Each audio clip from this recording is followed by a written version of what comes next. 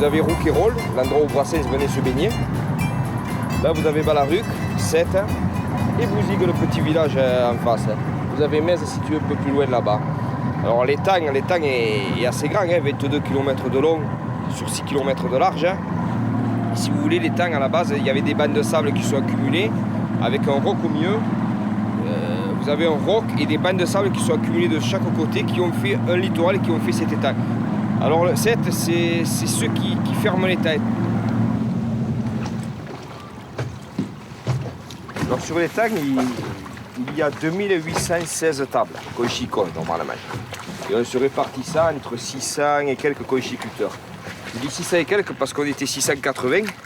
Mais on est un petit peu comme les baleines. Hein. On est en voie de disparition un petit peu. Hein.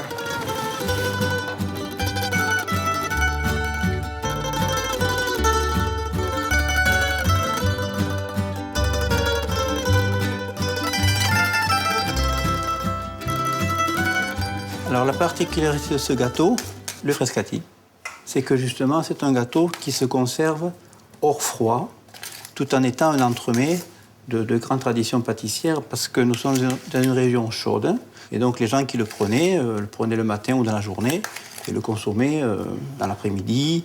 Un gâteau classique à base de crème pâtissière n'aurait pas pu se conserver toute la journée.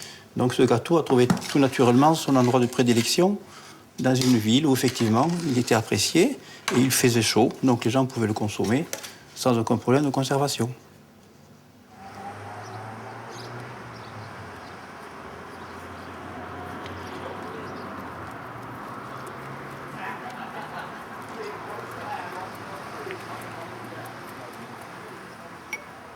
C'était l'apéritif préféré de James Bond déjà et de M. Churchill qui dégustait le Noilly Prat. C'est un apéritif qui se boit en cocktail, surtout dans des hôtels de haut de gamme. Quoi. Il est beaucoup au niveau des recettes de cuisine, mais surtout aussi de cocktails. Le plus connu, c'est le Martini Dry. Quoi. Et les arômes des plantes et des épices, on les ressent bien. Quoi. Mais c'est vrai qu'au niveau de la dégustation, on perçoit surtout la coriandre hein, et la camomille. Hein.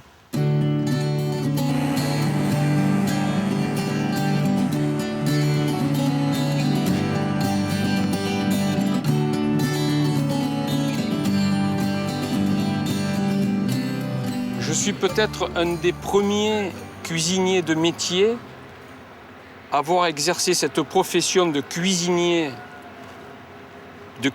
français à travers mes origines latines et italiennes. Et j'en suis très fier.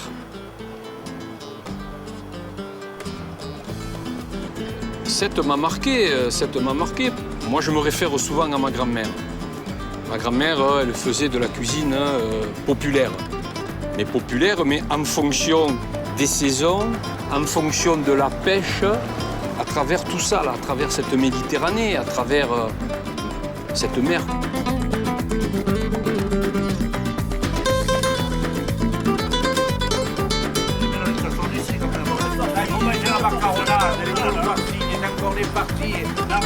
La bourrine de poufre, la rouille de Beautrois, la bourrine de Beautrois, le courbouillon à la sétoise, l'ocelle. Ça, c'est ce sont des menus gastronomiques sétois, inventés pour la plupart des pêcheurs sétois. Et vous allez sur le quai de la Marine, là, vous demandez la bourride sétoise, les encornets farcis, les moules farcis, tout ça, c'est sétois. Même le bon Dieu à 7, il est sétois.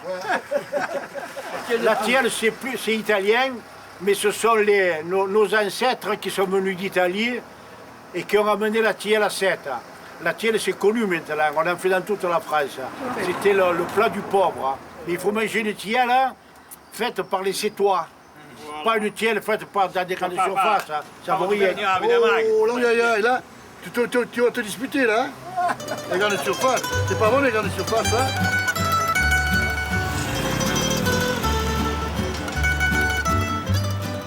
Je vais vous présenter un des plats les plus typiques de la ville. La tilleule de poulpe à la sétoise.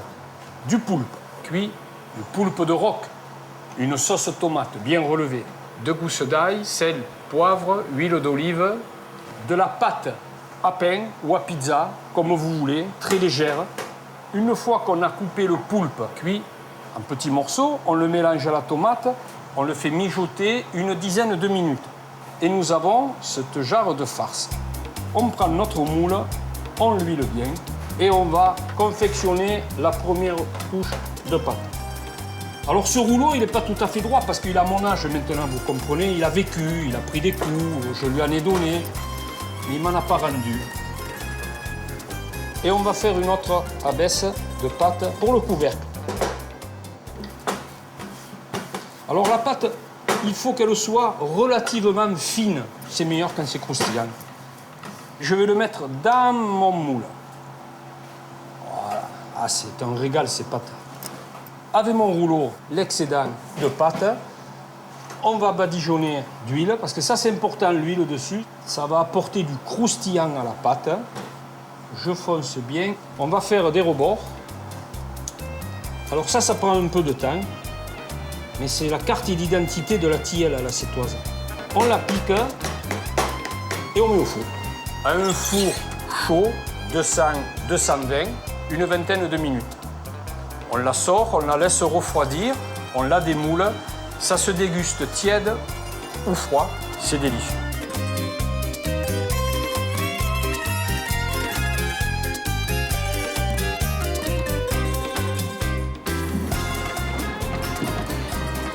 Allez, ça c'est comme chez nous, vous pourriez être pendant 40 ans. Hein. Si vous n'êtes pas né ici, vous ne serez jamais ici. Hein. Ah non. Je vous l'ai dit, moi je suis de Metz, je ne suis pas de Bouzigues. Hein. Ah ouais?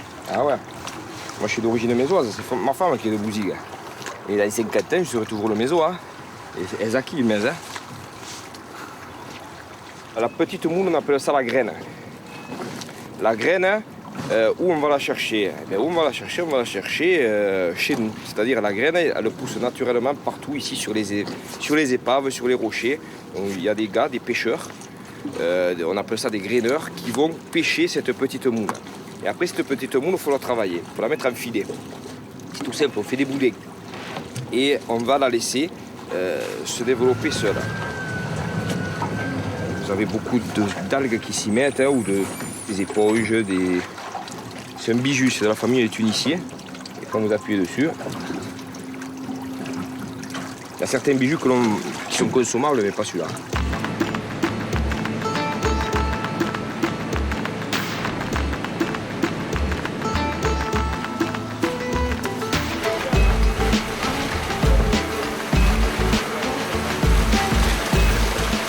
On brosse les moulins et elles se défont de la corde automatiquement.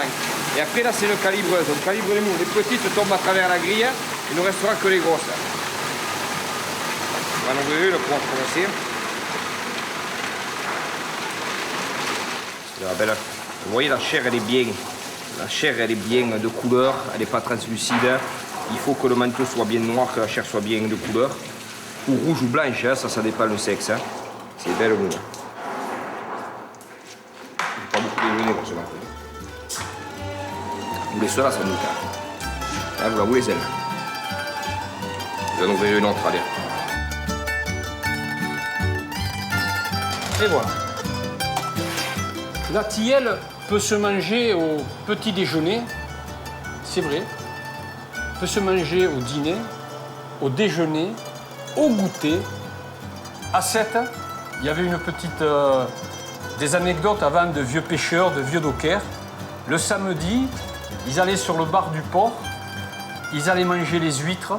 Le piste, qui est une autre spécialité sétoise, ce sont des petits encornets marinés à l'ail, au piment et à l'huile crue, et évidemment une petite tilleule, et avec du noisy.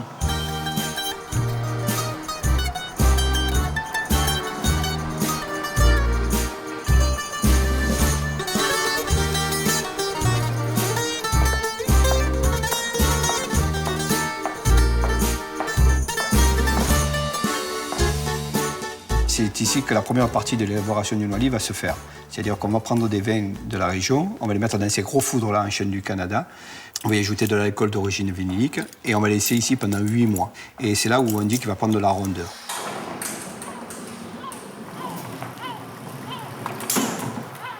On va transférer séparément les deux vins, les 12 mois à l'extérieur, et il y aura un échange entre l'air et le vin. Donc pendant 1 an, les intempéries du temps, c'est-à-dire l'hiver avec le froid, le vin va se clarifier, va diminuer, et l'été avec la grosse chaleur, tout ça, il va se madériser. Monsieur Noailly n'a pas découvert ça tout seul, c'est-à-dire qu'il s'est aperçu qu'au moment où il exportait aux Amériques, tout ça, on était à l'époque de la voile et il s'avérait que c'était des longs mois de traversée et le noilly pâte était plus oxydé. Donc il a recréé cet enclos ici pour recréer un peu ce que les Grecs et les Romains faisaient à l'époque, c'est-à-dire faire vieillir le vin au bord des bateaux. Donc après ces 12 mois passés ici, on va les transférer de nouveau dans des gros fours dans les chênes du Canada, où là, ils vont se reposer pour aller après dans la salle des secrets, où là, ils vont macérer avec les plantes et les épices. Non,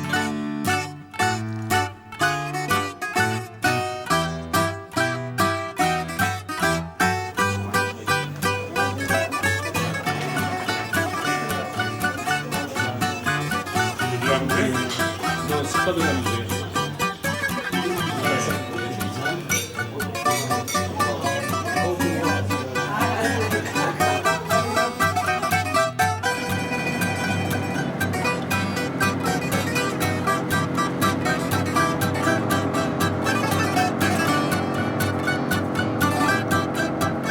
Vous voyez l'huître de base qui a été mise à 5 mm, là, 4 mm. Elle est là. Vous avez le nez rose là et vous avez l'huître qui est là. Elle fait juste un rôle là, comme ça, vous voyez. Et après, vous avez 1 pouce, 2 pouces, 3 pouces, 4 pouces, 5 pouces, 6 pouces. Différentes.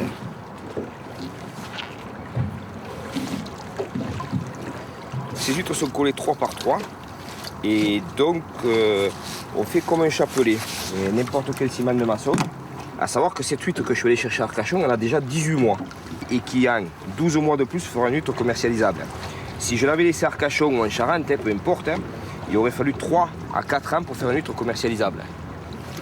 Nous avons un étang qui est très riche, très riche en phytoplancton, en zooplancton. Donc évidemment, le coquillage trouve énormément de choses pour se nourrir. Donc on se développe plus vite. C'est pour ça qu'il faut vraiment faire savoir que c'est un étang qui a un biotope exceptionnel. C'est pour ça qu'il faut le préserver d'ailleurs. Parce que l'avantage qu'on a aussi dans cette production-là, on a le seul produit où on ne met ni désherbant, ni produits alimentaires, on ne nourrit rien, on ne fait rien. C'est que la nature. S'il faut enlever les algues, on ne met pas de désherbant, on enlève les algues à la main. On laisse faire la nature. Là actuellement, on a eu de la pluie, les huîtres ne seront pas trop salées. Si on a une sécheresse, ce sera un peu plus salé. C'est tout simple. Hein. On ne peut pas rajouter du sel dans la mer. Hein. Ça, on n'y arrive pas encore.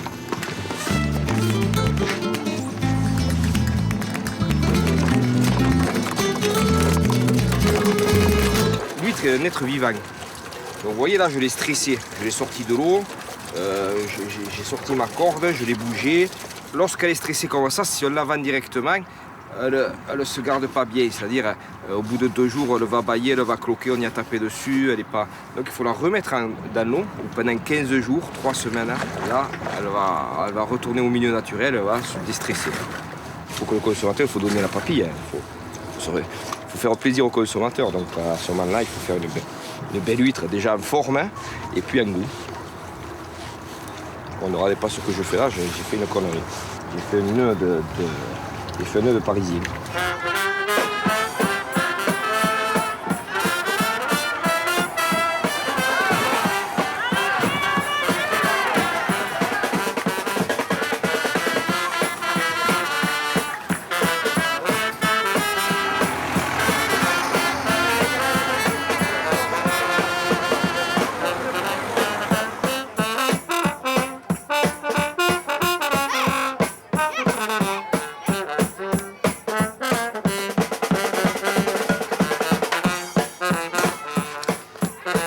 Il y a un support technique en pâte sablée ou pâte sucrée sur laquelle on met un biscuit avec des raisins, le tout imbibé d'un sirop au rhum. Alors, à l'origine, le gâteau, le frescati, était, dit-on, très haut. Il était peut-être le double de ce qu'on fait actuellement, parce qu'il était considéré comme un gâteau d'apparat. On le consommait souvent à l'époque à la sortie de l'opéra, à la sortie des fêtes, etc. On va réaliser donc le fondant au café.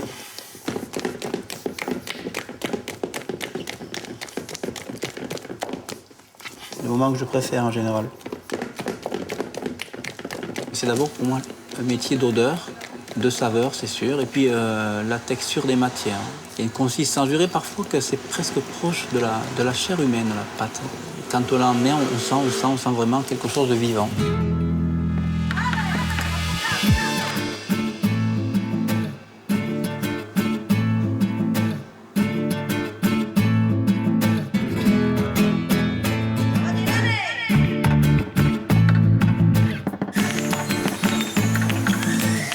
Alors les huîtres, il faut les dédoubler, il faut les défaire après là.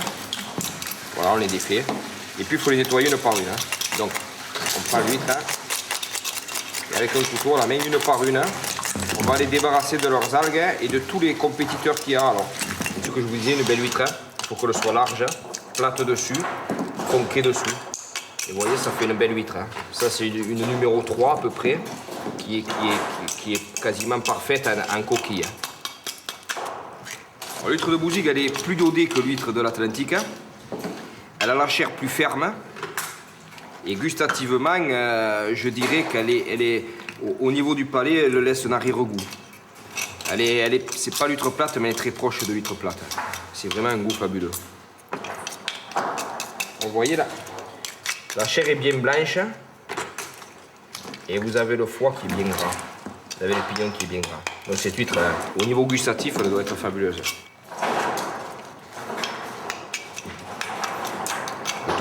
Ouais. Douce. Ouais. Vraiment bonne. Vraiment bonne.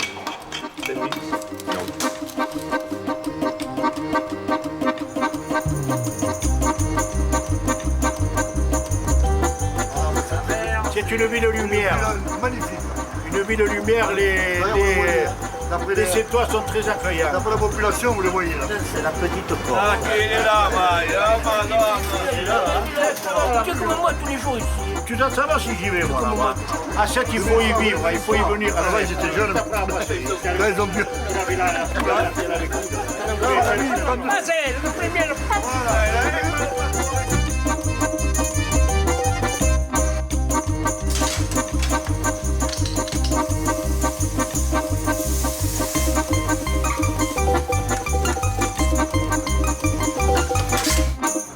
Dans la pâtisserie, comme dans beaucoup d'autres matières, les arts majeurs se rejoignent et il faut toujours essayer de retrouver un rapport parfait entre les ingrédients, le volume, et tout ceci fait qu'en fait on obtient une certaine perfection dans la fabrication des produits. Il y a des millions de recettes, mais je dirais qu'il n'y en a qu'une, c'est la bonne. Donc le frescati, on vous l'a montré, on a fait la démonstration, on vous l'a expliqué, mais plus on le fait, plus on le réussit. Autrement dit, vous pouvez essayer de le faire, mais le mieux c'est encore de venir le chercher chez nous, c'est encore plus simple.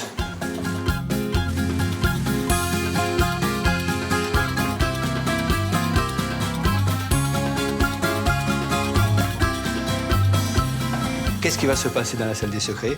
On va faire le mélange. C'est-à-dire qu'on va mélanger 60% de Picpoul, 40% de Clairette, on va y ajouter de la Mistel, on va y ajouter des alcoolades de framboise et de citron. Et en plus, là, c'est là où le secret de Noilly va se concrétiser. On va y ajouter 2 gros sacs de plantes et d'épices qui viennent du monde entier. Ça sent très bon. Donc, comme vous le voyez, là, toutes les plantes et les épices ont été broyées. Et là, ça va dégager tous leurs arômes.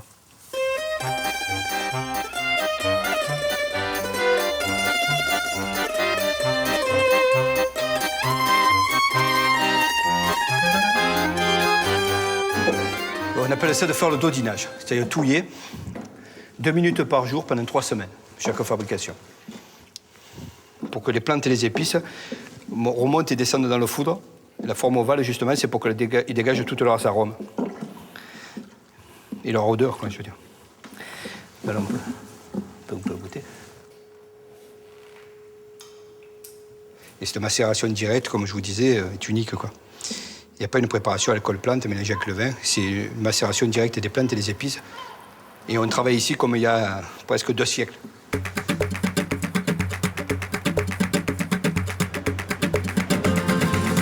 J'ai choisi de vous faire une recette, évidemment, de poisson, mais en l'occurrence la dorade royale. Surtout que nous le pêchons dans l'étang de Thau. On ne peut pas dissocier cette et l'étang de Thau. L'étang de Thau, ça nous amène tous les produits, les coquillages, les moules, les palourdes, les huîtres. Mais en l'occurrence, nous allons faire une marinière de coquillages avec une dorade au four, tout simplement. Donc, palourdes, moules, de bousigues, dorade et toute la garniture aromatique, thym, laurier, fenouil, échalote, citron, persil. Un petit peu de noix lit, et puis mes condiments, échalote hachée, persil haché, jus de citron, sel, poivre et safran. Alors tout simplement,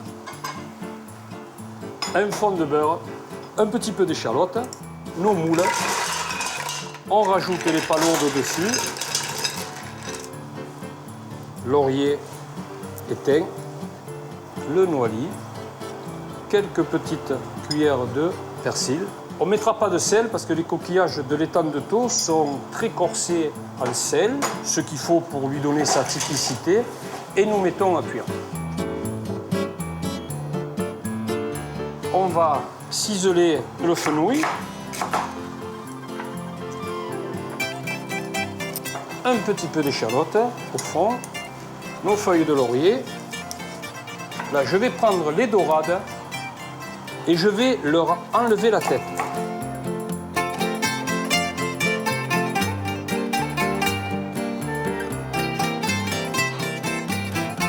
Un petit peu de sel, un peu de poivre, de l'huile d'olive et dans mon fond, je verse doucement mon noix lit sans toucher le dessus des dorades. Si vous ne disposez pas de noix lit Prat, un vin blanc sec du Languedoc-Roussillon fera l'affaire. Ce sont des dorades de 300 à 400 grammes. Ça va nécessiter entre 10 et 12 minutes de cuisson. À four très chaud, 250.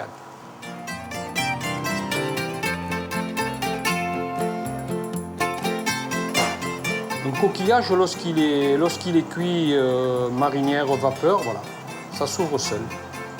Je vais récupérer le jus pour faire notre sauce. Je vais légèrement le monter au beurre, 150 g de beurre, couper en petits morceaux bien froids dans votre jus de marinière. Il faut que le beurre soit bien froid. S'il se ramollit, il va se mettre en graisse et ce n'est pas le but. Une petite pince de safran, le jus de citron pour rehausser le goût, mon persil haché,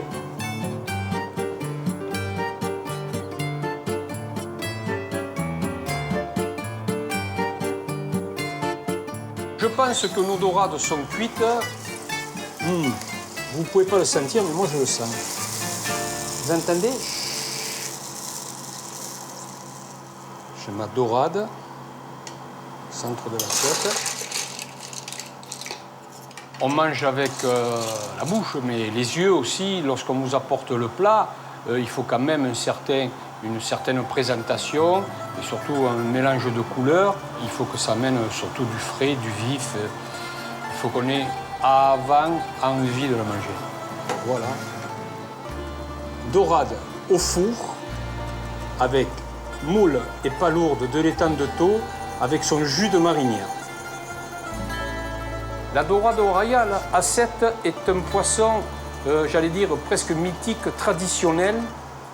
D'ailleurs, si vous allez promener en bas de la consigne, vous allez voir ces vieux pêcheurs qui sont assis sur leur petite chaise en train de rémender. Et même si ça ne sert pas à leur filet, ce sont des gens qui ont toujours connu la mer. C'est leurs racines. Moi, lorsque je passe, que je les vois, je les connais tous par leur prénom. Ça me fait toujours quelque chose parce qu'il me semble que je vais voir mes grands-pères assis sur cette petite chaise. Et j'espère qu'on les verra souvent, toujours, et que leurs enfants prendront la suite parce que ça aussi, c'est une carte postale vivante du port de pêche de Sète. C'est fait avec des encornés qui viennent d'Indonésie là-bas. Ici, c'est le gouffre de roc. Et les rocs, je vais vous citer un qui est à côté de moi, c'est un spécialiste de la pêche de gouffre du roc, ce monsieur-là. C'est un grand spécialiste qui pêche, c'est avec ça qu'on fait les tiels, avec les poulpes de roc. Je vous présente là un grand spécialiste. Les poulpes de rocher. Les poulpes de rocher.